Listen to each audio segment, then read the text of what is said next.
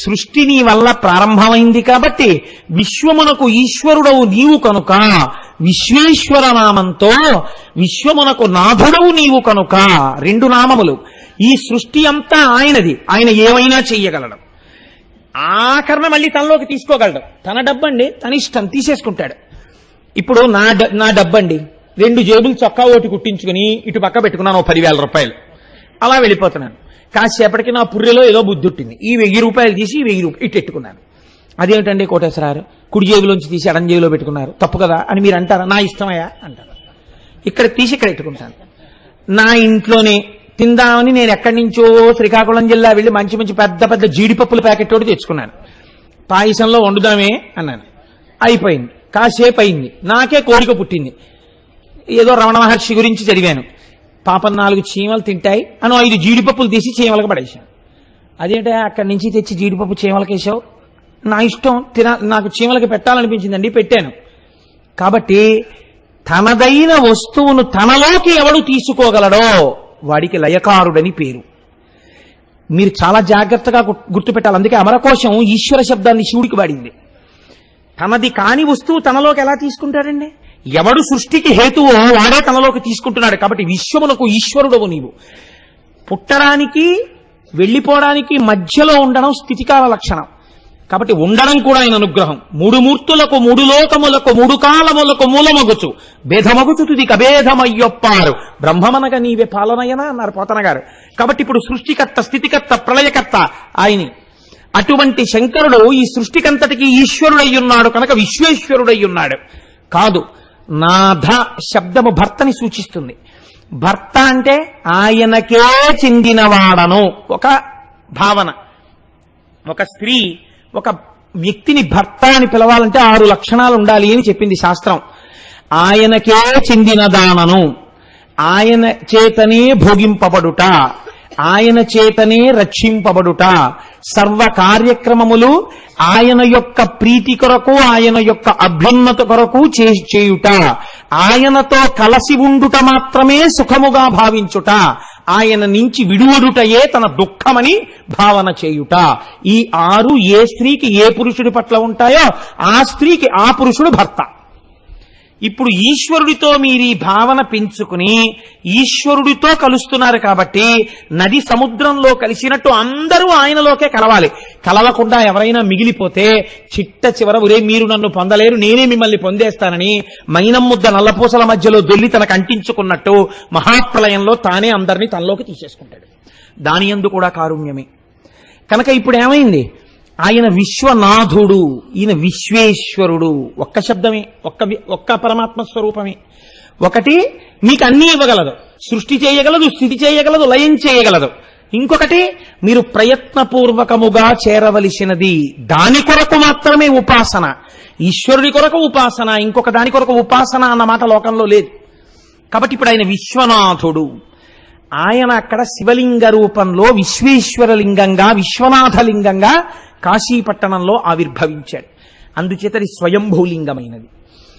ఇప్పుడు ఆయన అలా అవతరిస్తే అమ్మవారందిట, అమ్మవారే కదండి, మహాకారుణ్యమూర్తి. ఈయనకంతా తొందర, సృష్టి అంటే చేసేశారు. ఇప్పుడు సృష్టికి హేతువుని చూపించారు, అంతమంది బిడ్డలు పుట్టేశారు. ఇప్పుడు వీళ్ళందరూ ముందు పుట్టగానే దేనికి ఏడుస్తారు? కుయ్యోని ఏడ్చారు, అన్నం కోసం ఏడుస్తారు. ఈయన గౌరవం నిలబెట్టద్దు. చూడండి, మహా సంతోషం ఉన్నటువంటి వ్యక్తి ఎవరి మాట కాదనలేనివాడు అందరికీ మాట ఇచ్చేస్తాడు. అయ్యో మీ ఇంట్లో ఉపనయనం అంటే తప్పకుండా వచ్చేస్తాను రేపు పొద్దున్న. ఇంకోళ్ళు వచ్చి పిలుస్తారు, పెళ్లి కొడుకుని చేస్తాను, తప్పకుండా వస్తానండి మీ ఇంటికి. ఇంకోళ్ళు వచ్చి అయ్యా మా ఇంట్లో ఏదో రేపు పొద్దున్న గుమ్మం ఎత్తుతున్నారండి, మీరు ఒక్కసారి వస్తే సంతోషం, తప్పకుండా వచ్చేస్తానండి. ఇంతలో గోపాలకృష్ణ గారు వచ్చి నీ మొహం ఇచ్చాము సాయంకాలం ఉపన్యాసానికి వచ్చేస్తానండి 6:30కి, కాబట్టి అన్నింటికీ వచ్చేస్తానంటాడు. అప్పుడు ఇవన్నీ ఎవరు వింటుంటారు? వంటింట్లో ఆవిడ విని రేపు పొద్దున్న 6ంటికి పలహారం చేసేయండి అంటాడు. అదేంటి 6ంటికి పలహారం ఎందుకే అంటే, మీరు వెనక్కి ఇంటికి రావడానికి అసలు టైం ఎక్కడుంది? ఎన్నింటికి ఇచ్చేశారు దానకర్ణులు. కాబట్టి ఆఖరి మజిలీ తర్వాత నన్ను అలా ఆఫీసులో వదిలి మీ ఆఫీస్కి మీరు పోదురు కనపడి అన్నట్టు 6ంటికి పెట్టేస్తాను. ఏం చేస్తా, ప్రారంభం 4:30కి లేచి పలహారం చేస్తాను, నైవేద్యం పెట్టుకు తినేయండి అంటుంది. తాను పరమజ్ఞాని, ఆయన గబగబా సృష్టి చేశాడు. ఇప్పుడు ఈ సృష్టి నిలబెట్టడానికి అన్నం ఎవరు పెట్టాలి? వైష్ణవి, ఆవిడే. నారాయణి ఆవిడే. కాబట్టి ఇప్పుడు ఆవిడట అడిగితే పెట్టింది అమ్మ ఎందుకు అవుతుంది? ఏడవగానే పెట్టింది అమ్మ అవుతుంది కదండి. నాన్నకి ఏడిస్తే తెలుస్తుంది. ఏరా ఏడుస్తున్నా అంటే ఆకలేస్తాను నాన్నగారండి, ఎంతసేపు తిప్పుతారని, ఓ మర్చిపోయిన రోజు ఏదో హోటల్ చూద్దాం ఉండంటాడు. అమ్మ అలా కాదు. అమ్మ నాన్నగారితో కలిసి తీర్థయాత్రలకు వెళ్ళిన బిడ్డలకి తెలుస్తుంది ఈ విషయం. ఏమండి పిల్లాడికి పాపం పొద్దున్న 8ంటికి ఏదో ఒకటి తినేసి స్కూల్కి వెళ్ళిపోవడం అలవాటు, 9 అయిపోయింది, వాడు నకనకలా ఆడిపోతున్నాడు, ఏదైనా పెట్టించండి అంటుంది. తండ్రికి అప్పటి వరకు ఏం తెలియదు, అటుకుళ్ళు కూడా చూసి వచ్చేద్దాం అంటుంది. అమ్మ కడుపు తొడుగుతుంది. కాబట్టి ఇప్పుడు ఆవిడ ఎలా వచ్చిందోట తెలుసా అండి? అన్నపూర్ణగా వచ్చిందట. నేను ఈయన చేత సృష్టింపబడిన ఈ సమస్త లోకానికి అన్నం పెడతాను. ఎలా పెడతానో తెలుసా? తరగనటువంటి పాత్ర పట్టుకుని పాయసాన్ని కోరికలు కూడా తీర్చేయడానికి మణిగణ ఖచ్చితమైన తెడ్డుతో ఇలా పట్టుకుని ఉంటా. అమ్మా అన్నమే పాపం, అమ్మా అనేటప్పటికీ అయిపోయింది, వడ్డించేశాను వంట అంటుంది అమ్మ. సాధారణంగా మీరు చూడండి, పిలుపుని బట్టి పసిగట్టేస్తుంది ఆవిడ.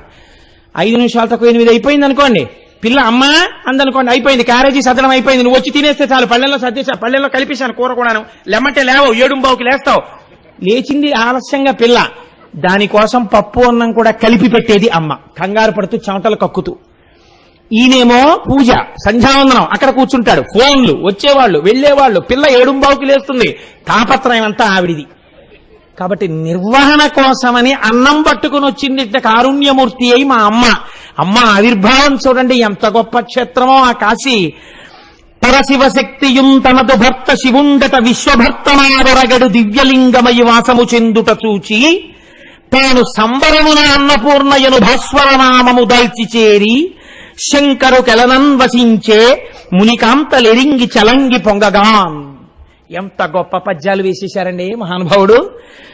పరశివశక్తియుం తనదు భక్త శివుండట విశ్వభక్తనావరగడు దివ్యలింగమయి వాసము చెందుట చూచి తాను సంబరమున అన్నపూర్ణయను నామము. తన భర్త విశ్వభర్తయ్యి అక్కడ కూర్చుంటే నేను అన్నపూర్ణనై అందరికీ అన్నం పెడతానని మునికాంతలందరూ సంతోషపడేటట్టుగా ఆ శివశక్తి ఏది సృష్టికి హేతువైందో అదే అన్నం పెట్టడానికి ప్రకృతిగా మారింది. దీన్నే మహానుభావుడు పేరాల భరతశర్మ గారు దర్శనం చేశారు. ఒక్కడు ఒంగుముకంబునను మరొక్కడు ఆరుముగాలతోడ నీ ఎక్కున పాలుదావా జగమంతయు బిడ్డలు కన్న తల్లి నీడెక్కడ నుండి చెప్పెదగో ఇనబింబము చంద్రబింబమున్ తక్కక నీయు రంబనను దల్పకయున్న అహర్నిశల్ సతీ అన్నారు. అమ్మా మేము బిడ్డలమేగా, మేము పుట్టిన వాళ్ళమేగా, మా అందరికీ నువ్వేగా అమ్మవి, మేం బతకాలంటే నీ పాలు తాగాలిగా, క్యూలో నించుంటే మాకు టర్న్ ఎప్పుడు వస్తుంది? ఒక ఆయన ఏనుగు ముఖంతో తాగేస్తున్నాడు, ఒక ఆయన 6 ముఖాలతో తాగేస్తున్నాడు. ఇద్దరు ఎవరు? ఒకరు విఘ్నేశ్వరుడు, ఒకరు సుబ్రహ్మణ్యుడు.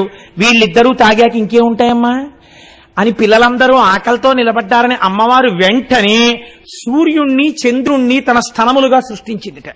సూర్యబింబము చేత పంటలు పండుతాయి, సూర్యకాంతి చేత. చంద్రబింబము చేత ఎక్కువ తినేస్తే వచ్చిన జబ్బు ఔషధుల వలన తగ్గుతుంది. అందుచేత రెండింటినీ అమ్మవారి స్థనములుగా ప్రకాశింపచేసిందిట. కాబట్టి లోకము అమ్మవారు చేత పోషింపబడుతోంది ఆ తల్లి చేత. కాబట్టి ఇటువంటి అన్నపూర్ణతత్వాన్ని చూసి పొంగిపోయారట మునికాంతలమ్మ. ఇవాళ ఎటువంటి స్వరూపాన్ని పొందావమ్మా. అందుకే మీరు చూడండి, పూర్వం ఎక్కడైనా భోజనాలు పెడితే వెంటనే ఏదో దూడల్ని వదిలేసినట్టు తినేసేవారు కాదు. ఒక్కసారి కూర్చుని నిత్యానందకరీ వరాభయకరీ సౌందర్య రత్నాకరి నిర్ధూతాఖిల ఘోర పావనకరీ ప్రత్యక్ష మాహేశ్వరి ప్రాళేయాచల వంశ పావనకరీ కాశీపురాధీశ్వరి భిక్షాం దేహి కృపావలంబనకరీ మాతా అన్నపూర్ణేశ్వరి అనేవారు. ఎవరో ఒకరు పెద్దలు ఉంటారు సభలో, అయ్యా ఒక్కసారి ఒక్క పద్యం పాడండి అనేవారు.